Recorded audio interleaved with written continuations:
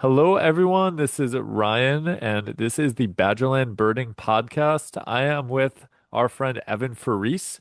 Evan, I'm very curious to hear what you're up to now. Last we got in touch with you, you were doing research on greyhawks, so I'm excited to see what you have going on in your life right now.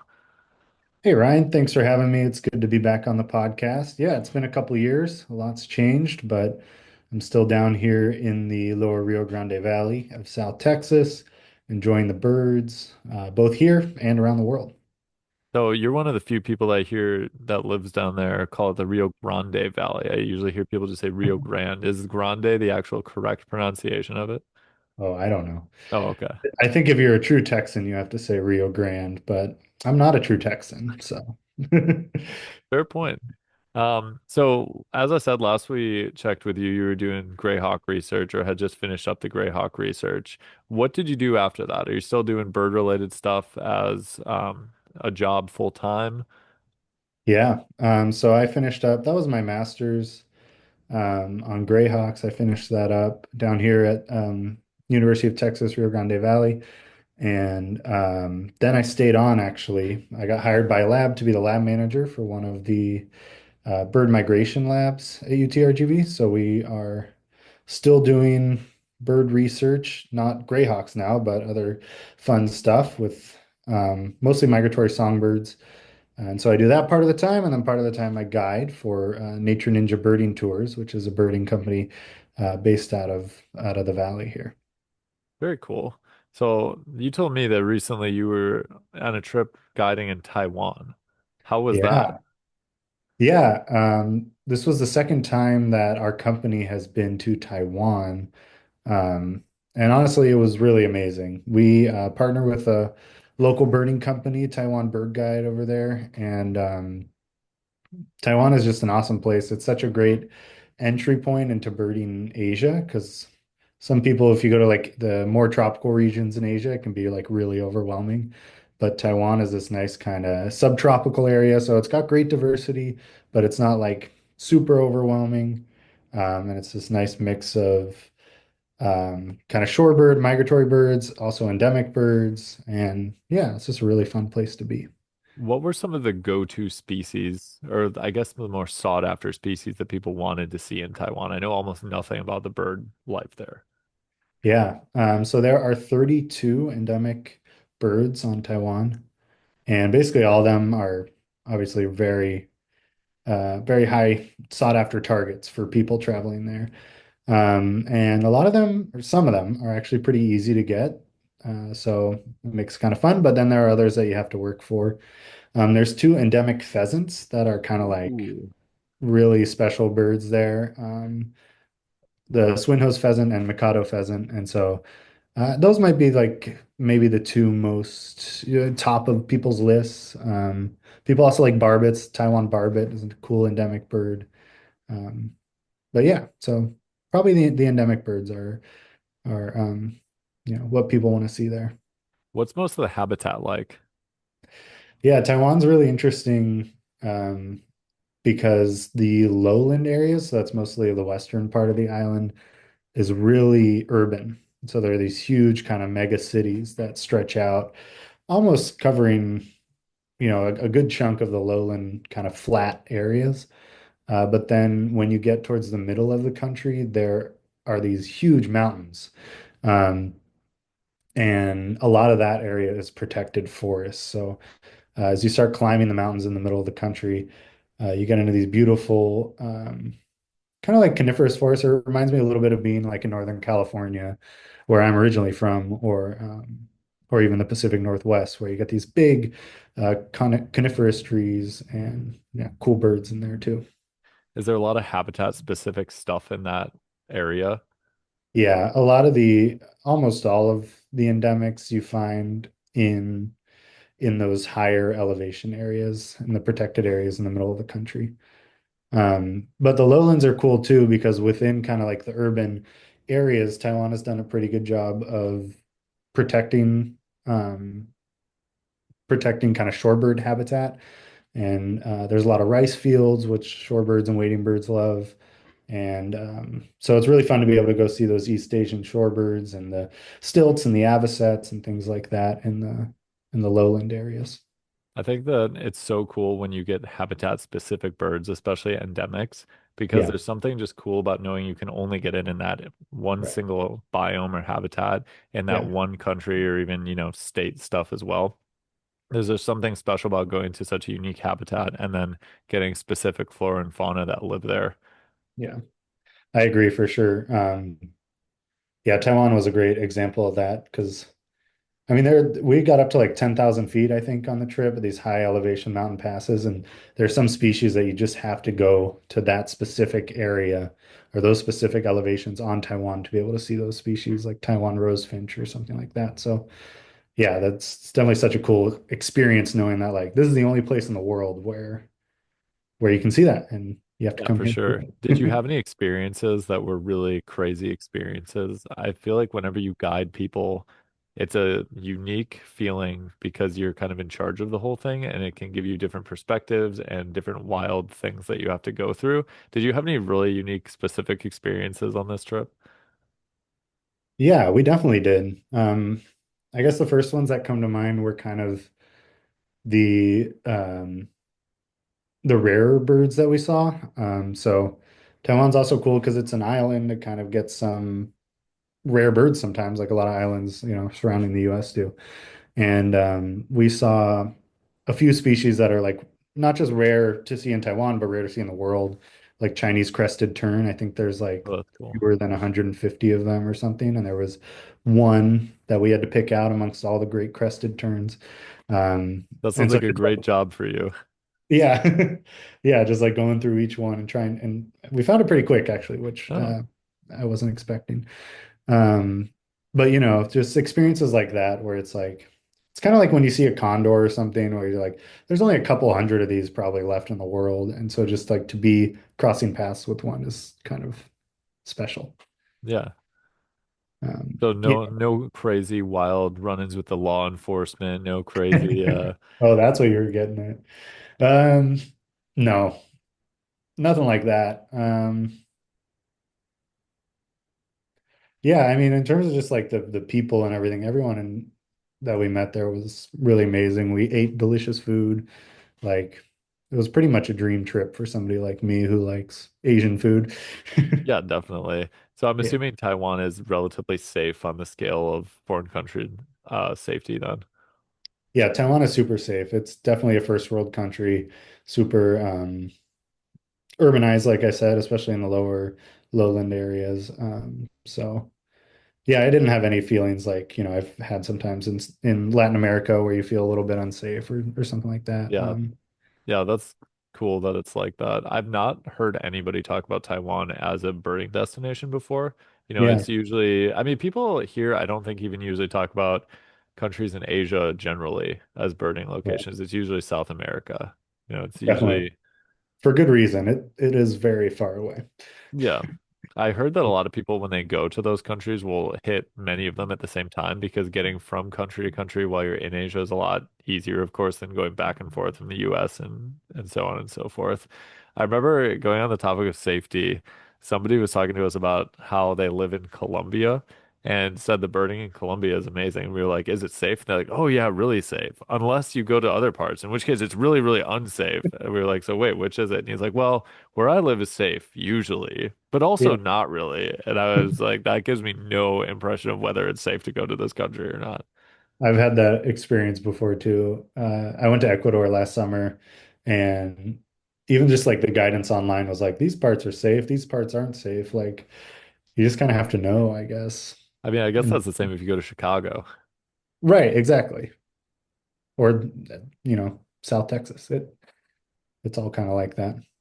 Yeah. So you did the Taiwan trip, and then were you going back to visit home when you went to California, or were you going to visit some other part of it? Yeah, so I just got back from a 10-day trip to California. I went home from the Bay Area where I'm from. But then we spent some time up in the Sierra Nevadas. So it That's was, awesome. I love the Sierra Nevadas. yeah. And we drove across the Central Valley and my girlfriend Cameron, who came with me, she had never seen a yellow-billed magpie or tricolored blackbird. So we got those for her on the drive over. So it's funny because you're a California native, but I feel like I experienced the Central Valley very well when I went on my trip. It was one of my favorite birding trips ever. So were Yeah, you cruising through the Fresno area then, kind of as you went around toward the Sierra Nevadas? we were north of there. We were around the Sacramento area Okay. because yeah, Interstate 80 kind of connects the San Francisco area with Lake Tahoe, and we were headed up just a little bit north of Tahoe. So, Yeah, we actually put Central California as one of our top five US birding destinations because there's some endemic stuff that you can get there and you can hit so many different habitats and get so many Western birds. right. I think, I mean, every time I go back to California, it's kind of like Texas in that way. There's just so many habitats, so many birds to see, and you can spend so long birding in California and not see it all. What's crazy is you're going from California back to one of the other best places to go birding in the entire United States. So all I you have to know. do is do this trip where it's a little L where you hit Southeast Arizona, and boom, you're just gonna have a great year already with just those three places. You know, I've done that a lot driving from Texas to California. You go right through Southeast Arizona. So I'm always like, all right, what rarities are around that I can pick off while I'm driving through? Yeah, Done a lot of birds absolutely. that way. So what was some of your highlights from that trip back home to California?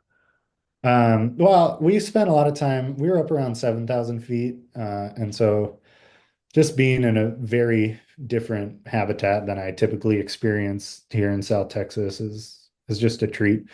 Um, so there were like pine grosbeaks singing, and evening grosbeaks would fly over, lazuli bunting singing, and yeah, it was just fun to be up in a totally different habitat. How was the snowpack up there this time of year? Um, where we were, there wasn't much snow left. I'm not sure what it was like over the winter this year. I wasn't following it that closely. Um, but yeah, where we were, this is mid-July, so there wasn't much left. But we were only at 7,000 feet. If you go further south in the mountains, elevation gets higher, and we could see kind of like distant high peaks that were still kind of snow-capped to the south. Yeah. When we went there, I don't, you're probably familiar with pretty much all the places around there, but we went up to the Kaiser Pass. Uh-huh. Yeah. You familiar with it? Yeah, I've been up there, I think once, but Yeah, I think we were there in late June, and I was shocked because the snowpack was still twice my height. So they yeah, somehow made a tunnel. Well, I guess it wasn't a tunnel, but they opened it up somehow so that it right. just looked like the road was cut straight through the snow. And we were Yeah. up there trying to find Clark's Nutcracker and Williamson's Sapsucker. And that Um, felt like such an adventure because yeah, there's water streaming down the road through the sides, there's the snow. You don't find that many birds always, but when you do, you know it's going to be something good because you're up at such high elevation. It was one of yeah. the most unique places that I've ever visited and tried to bird in. Yeah, that's awesome. And it's just so beautiful up there. And yeah, like Williamson sapsuckers, we got to see, male and female of those. We got to see red-breasted sapsuckers, just beautiful white-headed woodpeckers, which is always one of That's my a favorite. great bird. Yeah, the Yeah. woodpeckers actually in California are spectacular because you have white-headed, you have Williamson sapsucker, and then the Nuttals is, Right. for Yeah. all intents and purposes, California endemic. I think it has a little range that breaks out of California and maybe goes into Nevada or New Mexico or something, but not that much. Yeah. No, it definitely is like it feels like a distinctly California bird to me. It's like I equate it. I mean, it's very similar to ladderback woodpecker, and so, when I'm here, that's one of my backyard woodpeckers. When I go to my parents' house, Nuttles is the backyard woodpecker. Isn't that funny how everywhere you go, there's a similar backyard woodpecker? Here Yeah. we have the Downies. Right. So Yeah. it's Super just similar. everywhere you go in the country, there's a different backyard woodpecker that has black and white with red on the back of the head, pretty much. Yeah, totally. Yeah, the one thing that I always tell people about South Texas that I miss is the woodpeckers. We only have two woodpecker species here, golden fronted and ladderbacked. And we get yellow-bellied sapsucker in the winter, but still, I love woodpeckers. And so South Texas is great for so many things, but not for woodpeckers. And I Which miss is kind them. of interesting because it doesn't feel like there's a reason there wouldn't be more woodpeckers down there. Yeah, I mean, I guess there's less, the trees are smaller and shorter and skinnier. It's just less wood, but You're gonna have to come up here because we're just overflowing with woodpeckers. We yeah. got hairy downy, pileated, I love redheaded, Yeah. northern flicker. Hillbilly sapsucker. Yeah. Do you get any? I guess you're a little, you have to go a little further north to get things like three-toed Yeah, and so three-toed, they'll occasionally show up in Saxon Bog in northern Minnesota.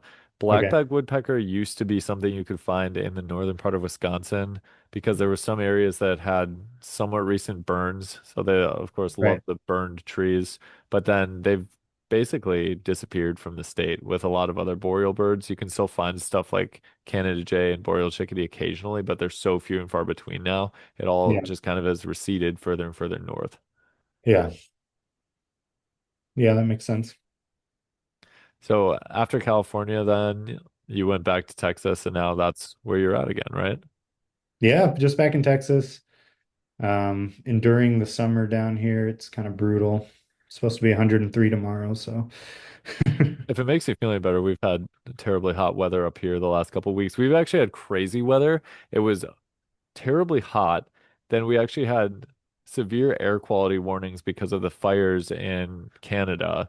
And yeah. I think for 2 or 3 days, some of the Midwestern cities were the most polluted out of any city in the entire world.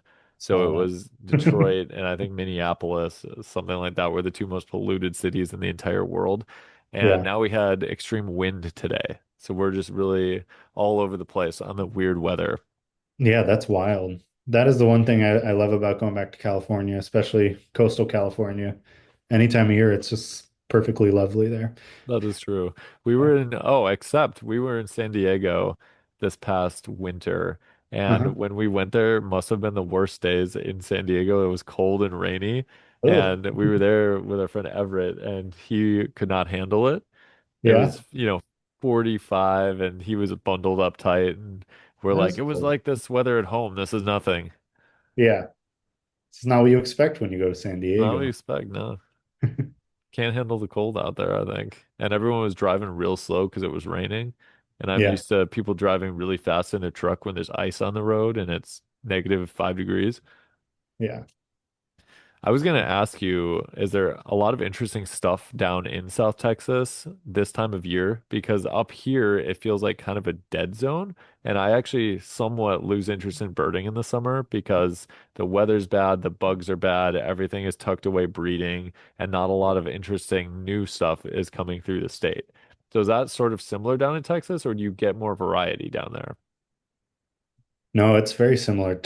Summer is the time when I want to get out of Texas the most. I think that a lot of people feel that way. It's just hot, and the birds are good, but usually not that exciting.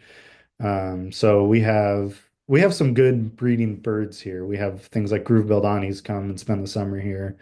Brown-crested flycatchers come and spend the summer, which they're one of my favorites. I love that genus of flycatchers. Um, Hooded orioles, and then of course, our resident birds are always here. The green jays, Altamira orioles, olive sparrows, long-billed thrashers, things like that. Are you So, tired of those? Be I mean, honest. Don't give me a politically correct answer. I think, well, not maybe of some of them, but not It's of the like, olive sparrows, isn't it? yeah, it's the olive sparrows. But I never get tired of green jays. Like whenever we have them come to our feeder, it's like there's a green jay at the feeder. It's just so much fun. But yeah, things like olive sparrows. I don't know. Maybe there are some others that I love long-billed thrashers, but like olive sparrows, they're everywhere down here all year round. So it's like any of your birds that are there all year round. I don't know, No, Carolina I wren. like all my birds all year round.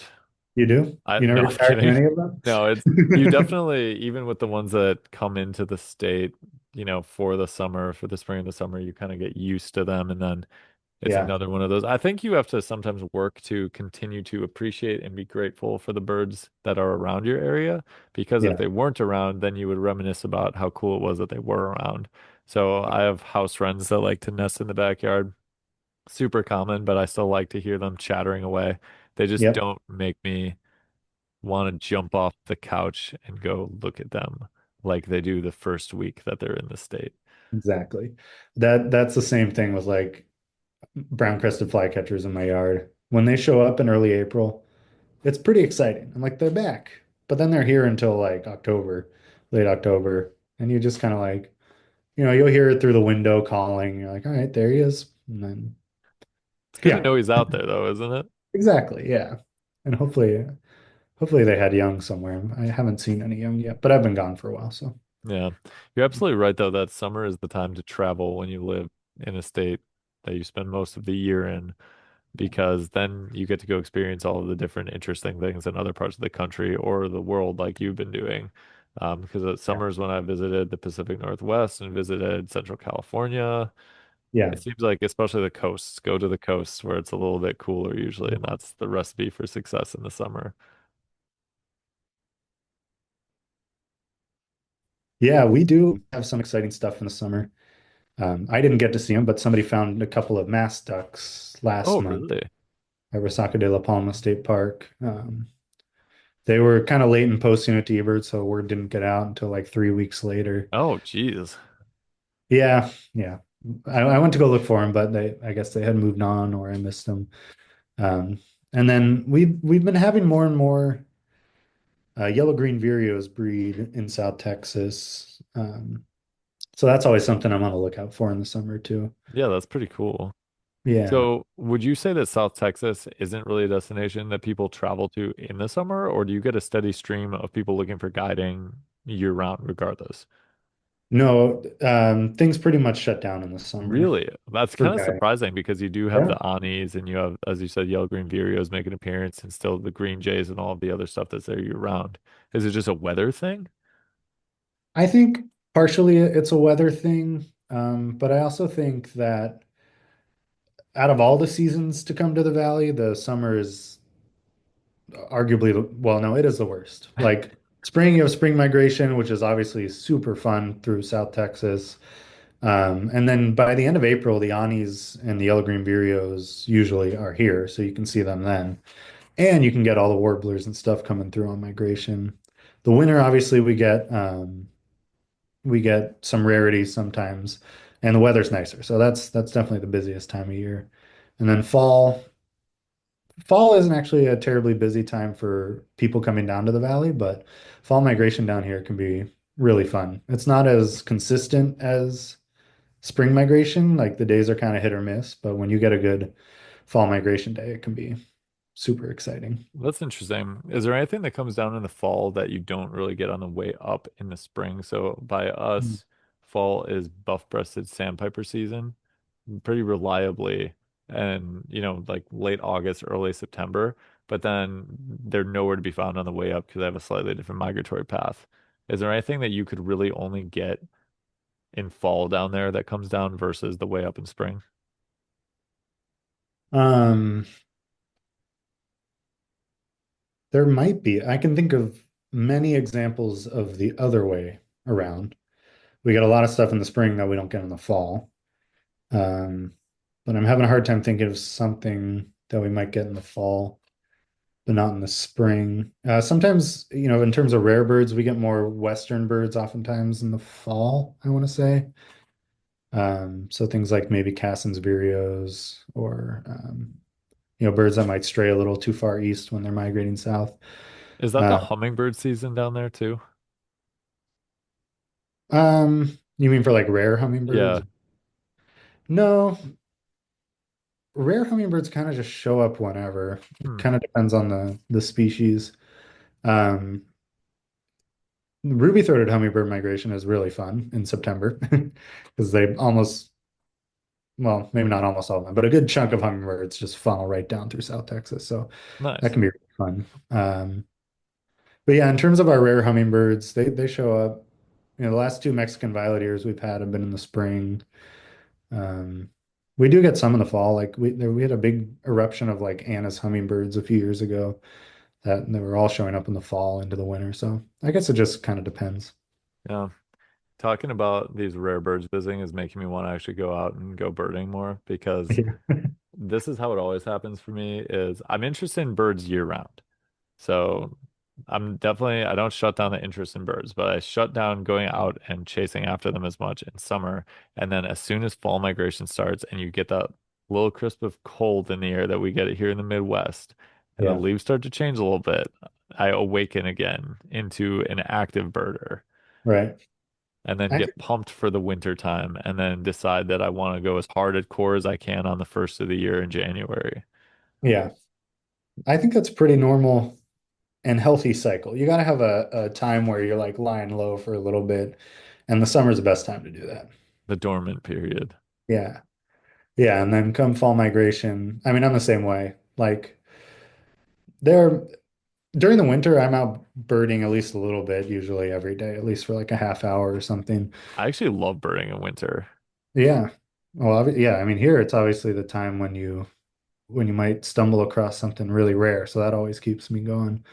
Um, but but yeah, fall migration is too, and that's when rare birds can start to show up is kind of late September, October, and then of course early November when we have our birding festivals. Prime time for birds to be found. Are you able to get around to a lot of the other parts of Texas, or are you more in the Rio Grande Valley most of the time? Lately I've been pretty much in the valley almost all the time. I used to be able to travel a little more back when I had more flexible hours as a grad student, Mhm. and I could kind of put off work for a certain day and then go chase Classic grad birds or something student like stuff. that. Yeah. But the last year or so has been it's been harder to do that. So I have some trips I want to make again. Like I have to get out to West Texas again. Um, the Panhandle in winter is always exciting if you are a Texas birder. So, um, yeah, You're just saving up your trips for when it gets a little nicer out to go birding. right. One of these days I'll get back out there. Have you spent a lot of time in the hill country? Yeah, I did a season monitoring golden-cheeked warblers in the hill country, trying to Okay, find nests and stuff. that's perfect because that's the one, well, not the one place, but that's one of the places that I really want to go visit because I want to get the golden cheek warblers. I actually have black-capped vireo from Oklahoma, but I want to see one again. And then I want to do the Colima warbler hike. Nice. Did you And get black-cap vireo in the Wichitas? yes, Nice, cool. Yeah, I did a few several weeks. As a field stint catching painted buntings in the Wichita Mountains last year. It that was sounds so fun. That sentence that you just strung together there. Spent yeah, time catching painted buntings in the Wichitas. Sounds like such a good time. it really was. It was beautiful. It was May, tail end of migration, and yeah, it was so fun to be up there and hear black-cap vireo singing all over the place. So do the Wichitas stretch into Texas as well? Or No, are they they're kind just of like Oklahoma? this isolated geologic formation. I don't really know. So just in Oklahoma then? Yeah, just in Oklahoma Okay. there. It's like this island of hilly habitat surrounded by the plains, Yeah, basically. I wasn't sure if they were a bigger range than that. I just knew that when we were there, we were in Oklahoma, and Oklahoma was shockingly fun to visit for me Yeah. at least. Yeah, I hadn't spent much time there either before doing that.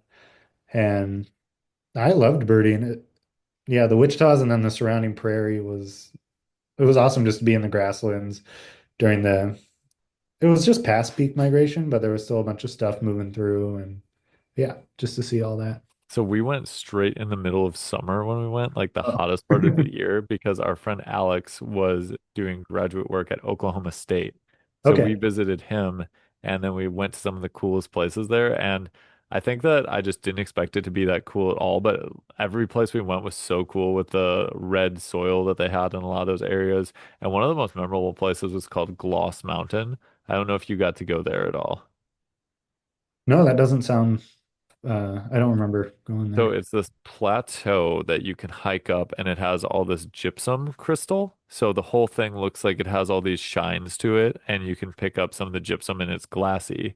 And when they Uh-huh. named the mountain, they tried to name it Glass Mountain, but I think some error in how they wrote it made it Gloss Mountain. So it Well, that's looked cool. like an O instead of an A. So now it's Yeah. Gloss Mountain. But that was a cool place. The Wichitas were really cool. I think Oklahoma was underrated as a birding place.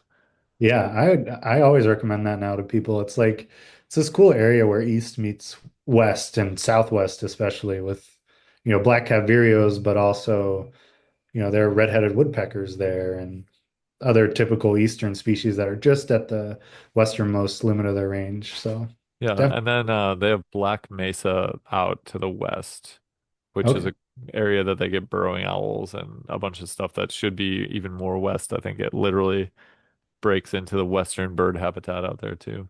Yeah.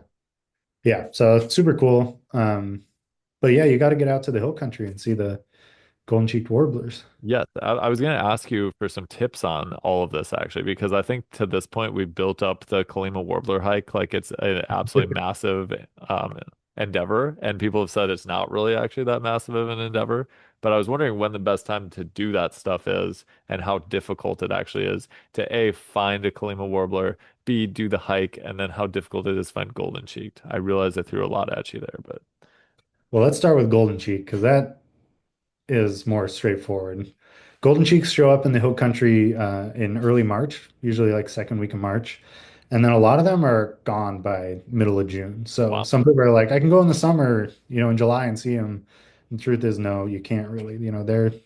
You might see one, but if you go April's probably the best time because in April the black-cap vireos have arrived as well. And then you can head out to Big Bend in the same trip and get Kalima warbler So too. everything's there in April. Yeah, I would say like mid to late April. Um, I've seen Kalima warbler in May and June, maybe early July too. But yeah, I mean, for somebody who's in shape, like I assume you're a former tennis player, you gotta be fairly in shape. You The, give the hike me is, too much credit. yeah, it's been a while since I've seen you. You're But like, you could have let yourself go. who knows? It's been almost 2 years now. Um, but yeah, the hike is I want to say it's like 8 miles or something with a fair amount of elevation. So, it's doable for somebody who keeps himself in shape. Um, Actually, that's not true. There's a shorter version of it where you just hike up to like the lowest elevation that you could possibly see them, and then you hike back. But then that's shorter.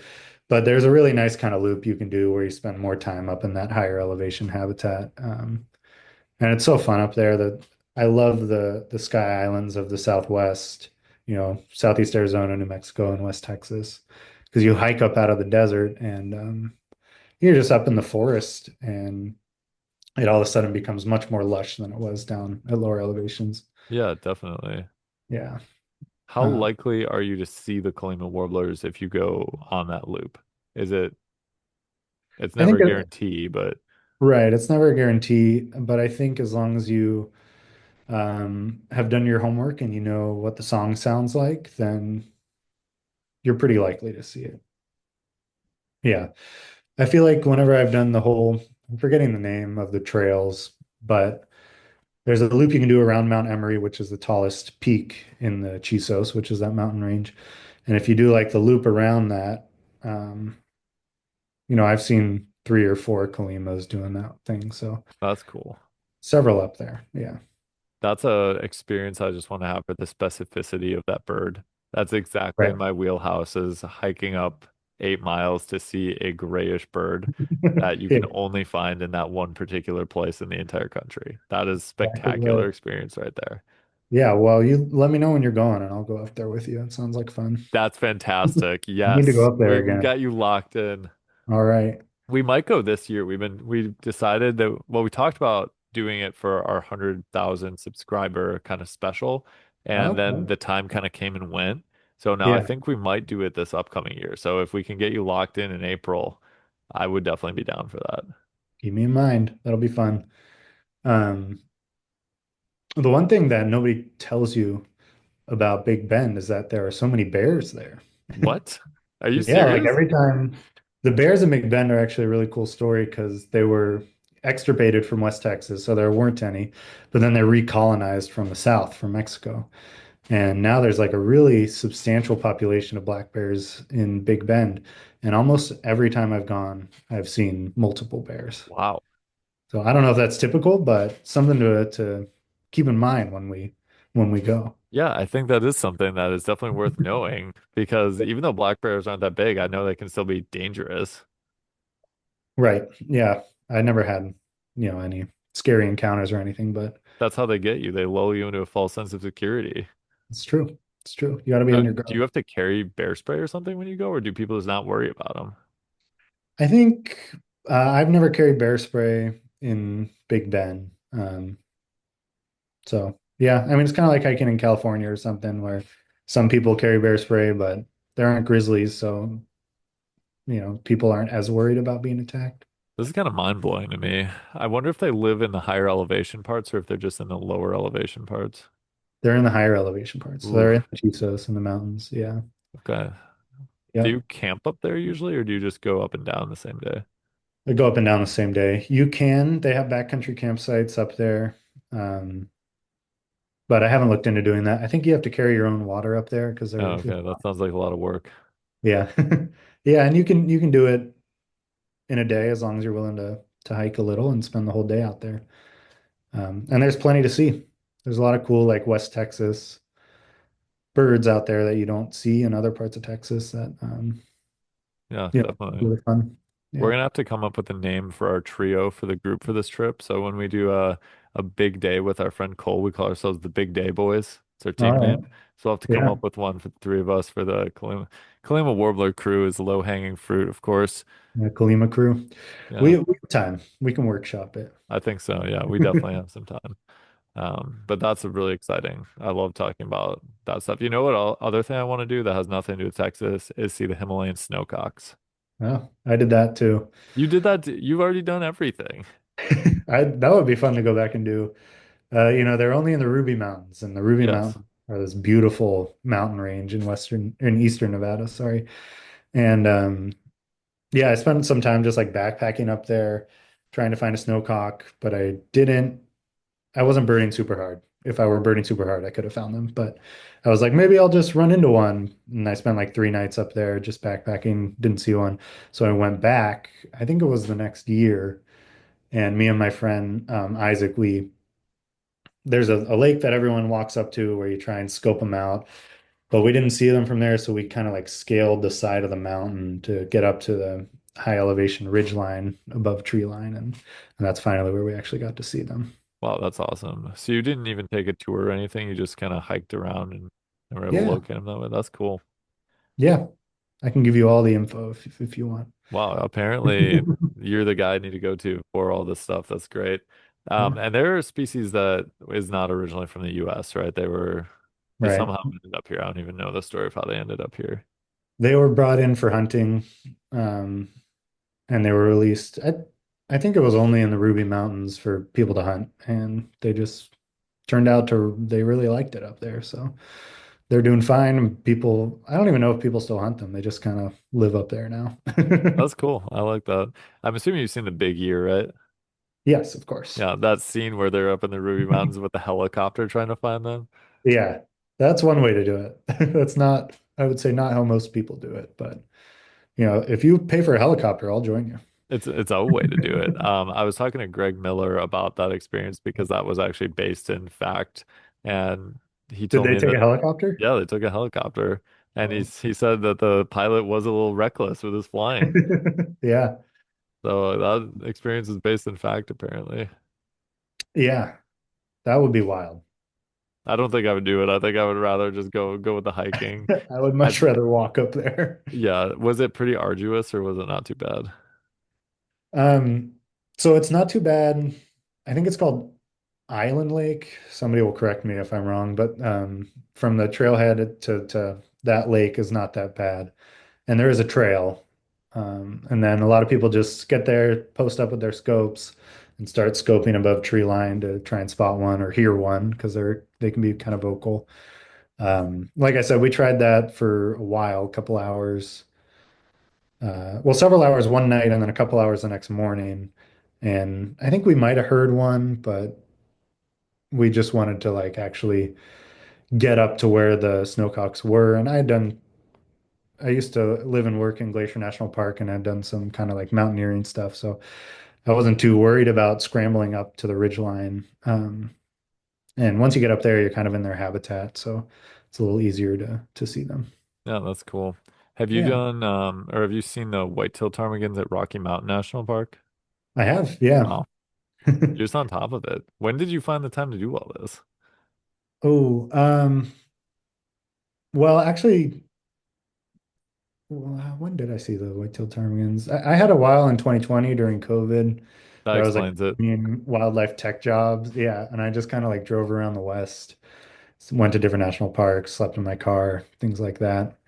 But we had white-tailed ptarmigans in Glacier. They live up there too.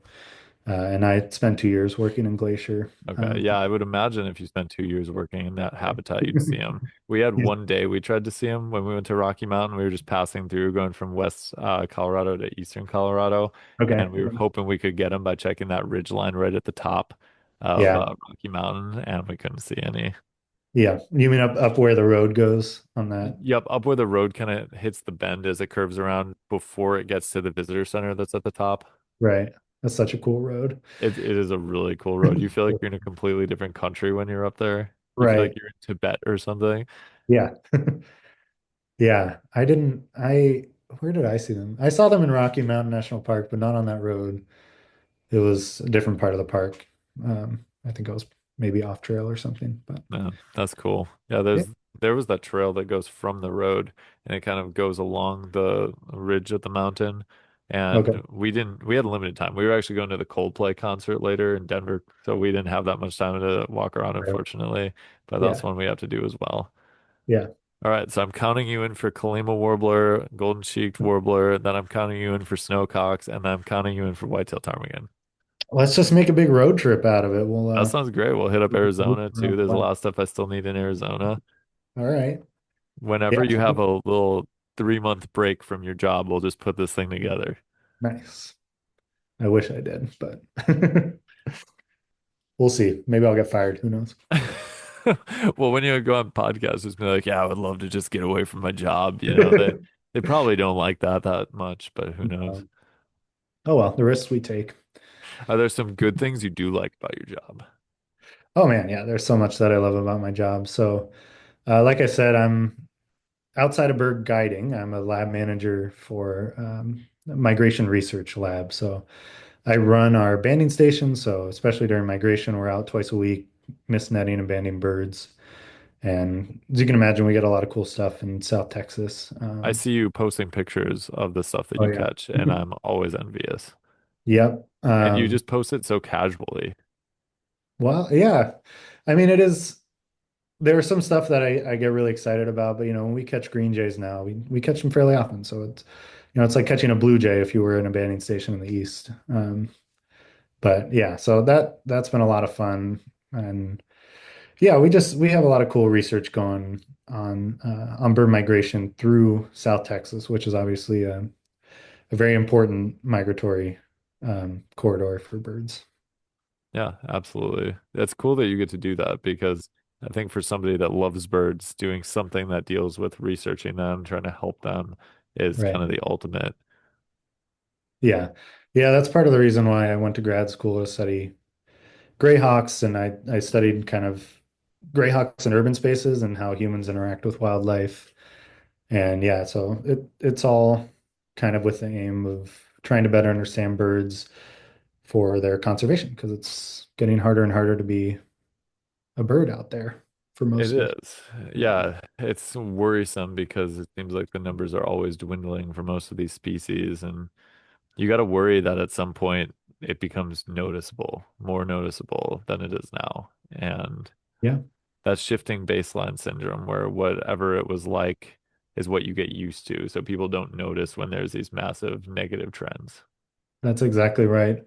I mean, you talked to some, older birders, or I even had one person I was guiding who had been down here in the 70s and 80s, and he was just commenting on how it seems like there's fewer birds around than there used to be. And obviously we know that there are fewer birds around, but I'm sorry, to have that be like such a tangible thing for somebody to notice in their lifetime Yeah, makes me for wonder sure. about what it'll be like towards the end of my lifetime. Yeah, we were actually going to look at some bank swallows that live in Milwaukee because one of my friends did a documentary about them, Oh, following cool. kind of their journey through nesting and everything. And even he said last year to this year, there's about 2/3 he feels like of the birds had returned, and that was about it. So there's a bunch of Really? nests that just hadn't been used, or a lot of space that was used last year that wasn't used. So it's weird to even think about that. And you wonder even in 5 years, what's that going to look like? Yeah. Yeah, that's kind of I mean, who knows what's happening, right? The year to year things change so much for birds. There's That's always true too. ebbs and flows in bird populations. Like I mentioned yellow-green vireos before. We noticed that with them down here a lot. Like I think it was 2 or 3 years ago, there was the most yellow-green vireos we've seen. And then last year, I think there were just very few, only at the one reliable spot. And then this year there were a few more again, but not like it was 2 years ago. So year to year things change for birds a lot. Yeah. There's definitely interesting booms. One bird that we get up here in the summer where every 2 to 3 years it feels like they have a boom is dick thistle. Oh, There's some really? years where it's so hard to find one up here, and then this year they're just everywhere. That's interesting. I wonder why that would be. They're such a, I think of them as such a bird that relies, well, maybe not relies, but can be found so readily in human altered landscapes and agricultural fields and stuff. So you would think that would be pretty like reliable for them And year what's after funny is a year. lot of the places we have here are big grasslands where they show up. Or we have a place called Spring Green, which is essentially a small desert, and they show up there. Really? For some Huh. reason up here, we don't find them a lot in urbanized spaces. They seem to Okay. like these more, I guess I'll say, untouched grasslands and things up here. That's interesting. Yeah, I wouldn't say we get them unless it's like peak migration when so many dick thistles pass through here. We don't really get them in urban spaces, more like agricultural Gotcha. places where they're growing sorghum or corn, just human altered landscapes. It's interesting, corn. I would not expect them to be in a place where people are growing corn. I'll have to check the cornfields up here and see if they're around. But yeah, I don't know. Maybe they're just like eating the sunflower seeds around the corn, but I just associate them with, agricultural landscapes here in Kind of South Texas. cool. Yeah. Going back to what we were talking about earlier, though, it's sad that it feels like every conversation with birds always has to go to why we need bird conservation. Yeah. It's obviously something that needs to be discussed, but I feel as though every time I talk with anybody, it's like a documentary where it ends up talking about the conservation, the need to save these animals every time I have a long discussion. Yeah. I mean, that's what we need to do. I mean, everything that I do now professionally has to do with birds. And so I feel like I notice it so acutely, just all the ways that birds are dying, birds could die. And then, yeah, with my research kind of with birds in urban spaces, it's kind of heightened to a certain degree. So would it be fair to call you an expert on bird morbidity and what is killing birds out there? Probably not. I maybe enthusiast is a bad word Enthusiast. too. Weird to say an enthusiast on that, but would you help settle something that for some reason people keep debating? I've had a lot of people in our comment section say that feral cats and outdoor cats do not kill many wild birds. Well, unless there have been new studies published, the most recent studies I know of show that feral cats are the number one killer of birds in the That's what country. I saw. And I will send these things to people and they're like, that's fake. And I'm like, I don't think that these are fake. Why would people fake this? No, I mean, maybe for people who don't live in places with a lot of feral cats, it might be hard to think about. But, as someone who lives in a place with a ton of feral cats, it's very easy for me to imagine a baby dove falls out of the nest, a cat's going to get it like within a couple of hours here in South Texas. We also have some migratory hotspots on South Padre Island where, the birds fly over the Gulf from the Yucatan and they land and they're exhausted and cats just pick them off. We That's can see just that awful. happen. Yeah, like beautiful indigo buntings, exhausted sitting on the ground and a cat can come and That's just, terrible. Is there yep. anything being done to try to prevent that? Yeah, obviously feral cats are such a Hot touchy button issue. subject. Yeah. But in those specific areas, they are trapping feral cats. I don't know what the plan is with them after probably spay and neuter them. Yeah, I don't know what they're doing with the cats after they trap them. But um, yeah, I mean, the most simple thing is to keep your cats inside. Yeah. Cats and then I believe I'm correct in saying windows are the second deadliest thing for birds. So Two things that, well, windows are tougher to avoid, but there have been some things that I've switched to bird safe glass. I don't know exactly how well bird safe glass works, but hopefully it works well. I think, yeah, there are people who know a lot more about this than I do, but from what I hear, it works very well. Would you call yourself a glass enthusiast? I'm a bird safe glass enthusiast. Yeah. Beautiful. I know that McCormick Place in Illinois, that was a building that killed a ton of birds. They, I believe, went to bird safe or are going bird safe, which is good. We just have to get the Minnesota Vikings to make their stadium bird safe. Oh, is that a Oh bad yeah, spot? that's a bad one. That's too bad. I mean, yeah, especially during my migration, anything with huge glass windows like that is really tough for birds to navigate. Yeah, it's a minefield out there. It is. Yeah. Yeah, I mean, migration is such a dangerous thing for a bird to undergo in the first place. And then you throw things like cats and windows, vehicles, I'm picturing it electrocution. like a game on your phone where those addictive games, kind of like Flappy Bird, where the Maybe it scenery should moves be. around you. There's just a cat coming at you. You have to jump over it, and then there's a Yeah, window you have to get around it. right. Yeah, and I mean, there's obviously a lot more than just those, but yeah, I did, hawk research obviously, and we see hawks hit by cars, we see hawks electrocuted all the time, Wow. poison. So, I don't know how you don't get depressed doing that kind of thing. Or maybe you did get depressed. Maybe you went through a phase where you can get out of bed after that. But seeing all the ways that the stuff you're studying gets killed would be difficult for me. yeah, it is difficult, but you have those little moments where you see baby hawks in the nest or something, or you get to hold a green jay, and then you know you get excited again, and it makes you want to fight to save the rest of the birds, I guess. Yeah. Well, we'll end on something a little more cheery than bird mortality rates. Sounds good. How often are you guiding? Yeah. Well, this time of year, not so much. So the summer, I can take trips to California and work remotely from there, things like that. And then winter to winter is different for us. Some winters are very busy with rare birds. Like that year, we had the roadside hawk and the gray-collared Becard. That was a fantastic year. There was lots of business that year.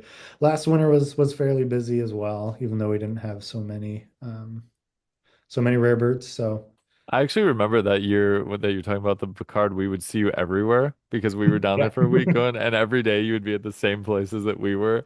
that's right. I would go to the same spots over and over again. And, That Picard was a nightmare. it was a nightmare. There were some days you get it, 7:30 a.m. it'd be right there. Other days What you'd have was to so call. frustrating is there'd be a big group of people waiting for it to show up on that tram trail, and then somebody would come from some other place and they're like, I just had the gray collared Picard. And Yeah, we'd or they be show like, you where was it? And they'd be like, over there about 2 minutes ago, and everyone would rush over there and it's gone. and it's gone. And then you wouldn't see it the rest of the day.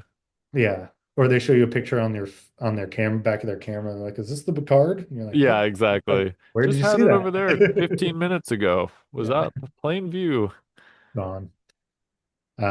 But yeah, I mean, I'm leading more international trips, so I'm doing that trip to Taiwan again next year. Nice. And other than that, local guiding in the valley, which is always a lovely place to come down, as you know. There's Oh plenty yeah. of I've to done a see. little guiding in the valley for the Rio Grande Birding Festival. Yep. Yep. I'll be doing that again this year. It's one of my favorite times of year. It's always fun. It's cool Yeah. to get a bunch of people from different places enjoying the local birds. Right. People that don't hate on the olive sparrows as much. Yeah. I love the olive sparrows. They just every bush you walk by, eventually you just start to hear olive sparrows and It's pretty funny. Yeah, yeah. I like them. I'm not down there that much, so I always appreciate all of those things. Black Right. crested titmice down there. Yeah. Lots of cool things. Yeah, there's so much to see. Even years that aren't, crazy big on rarities. There's all of our resident birds are still here and the weather's Yeah, nice in the winter. So yeah, for sure. Well, if anybody wants to follow along with any of the stuff that you do, like the banding or the guiding, where's the best place to do that? let me look up my Instagram name because it's Did you just forget what your Instagram handle is? well, I'm not super big in social media and I tried to I made That's this probably for the insert best. a few Whenever years people ago. say that, I'm kind of like, just maybe keep it that way. Yeah. I mean, I should, but anyway, yeah, my Instagram is Evan underscore Farese. So it's just my name with an underscore in the middle. And yeah, you can find us at natureninjabirding.com for any potential guiding if anyone out there is interested in that. Love to For guide you either any here of or your Rio Grande guiding needs or Taiwan guiding needs. exactly. Taiwan is a great place. Nice introduction to birding in Asia. So, Yeah. Well, thanks so much for joining me. It was really fun. I'm super excited for all the trips we're going to take in that 3 month span. And I'm excited to actually do the Kalima Warbler with you. If you could swing that, that'd be incredible. It'd be all awesome right. to have you along. Yeah, we should plan it. Sounds fun. Absolutely. And then thank you everyone else for watching and listening to this edition of the Badgerland Birding Podcast.